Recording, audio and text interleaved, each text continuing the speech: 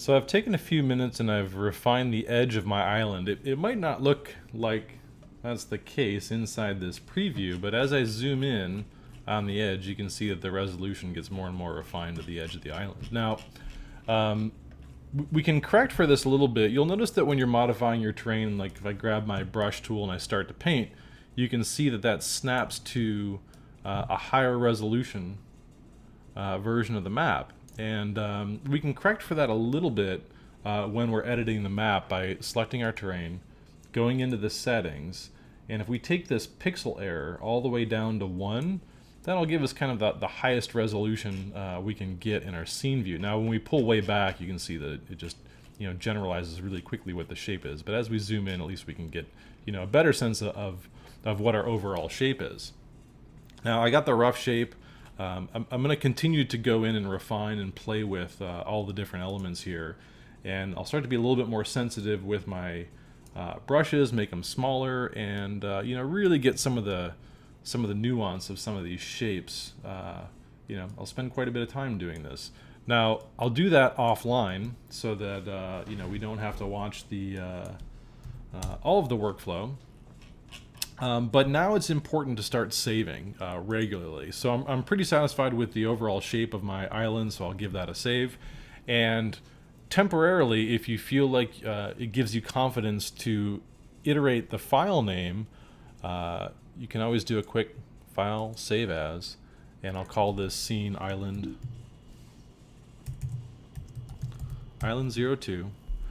So I have a second instance of that island, a second scene. And continue to modify that terrain. Once we make forward progress and we're confident with what we're working on, we can trash our previous scenes, but that would be a workflow to temporarily build a history into your production.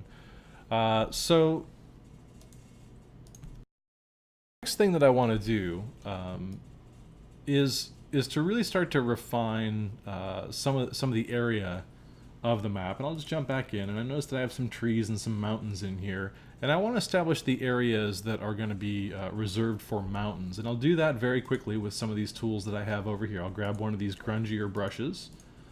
Let's see, I'll grab the raise and lower terrain height tool, and I'll grab one of these brushes and we'll see how this translates to mountains. That's more or less the effect that I want to go for, although I don't want... I want a little bit more space here, so I'll bump these up. That's kind of more what I'm going for, something like that. So, and again, I'm just going to rough in some areas right now. These aren't going to be my finished mountains. I'm just letting myself know that this is an area that's going to be rough.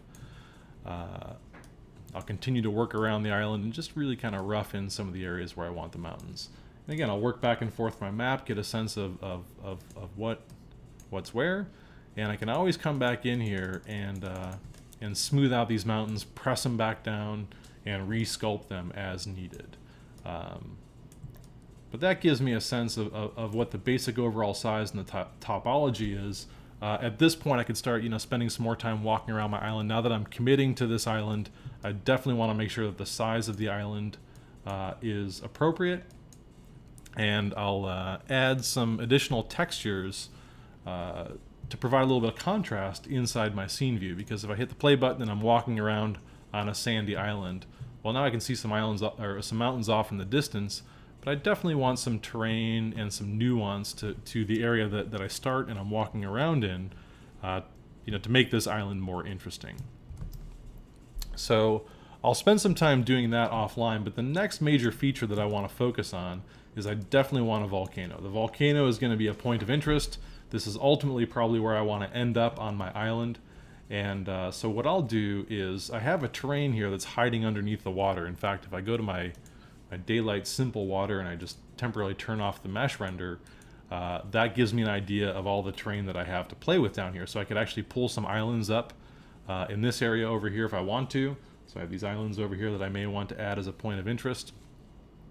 I'll turn that mesh render back on, but I could just really kind of lift a volcano out from this area here. And the way that I'll do this is with the terrain selected, I'm going to grab a soft edge brush, and I'll leave the opacity fairly low for now, and I kind of like the size that I have here, and I'll just start to paint, Okay, so I've pulled up that island, and I'll continue to pull it up. I'm really just kind of thinking about this as a volcano. It's pretty big, might be too big. I'll take the size down. I'll look at this more from a top-down view. I'm going to hold down the shift key, and I'll continue to paint and kind of press the center of that volcano down. There we go. So I got a nice hollow edge there.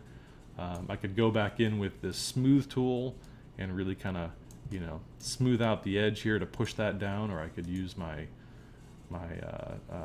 raise and lower terrain brush and move that opacity way down and hold the shift key and just kind of continue to paint to refine that edge. That looks pretty good. Okay, it might be a little too big. Maybe not. I'll get a better sense of that when I hit the play button. Okay, actually I kind of like the size of that volcano. Might be a little big. But definitely in context, that volcano is huge compared to those mountains. And again, I don't really like how jagged those mountains are. This is stuff that I may want to be able to walk across. And I'll have to get closer to figure that out. But I'll probably smooth those out later. Again, that was just kind of a placeholder to let me know what my terrain topology is and what area I'm entering. So I'll spend some time to refine all this stuff offline. But I have that basic volcano. I'll refine that. I'll start to apply some of the textures. In the next presentation, I want to start to talk about scripts and adding some interactivity into our scene.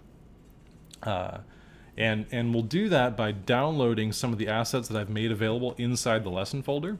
So if you go into Lessons Project 2, there's Island scripts. For the next presentation, we're going to need these assets downloaded.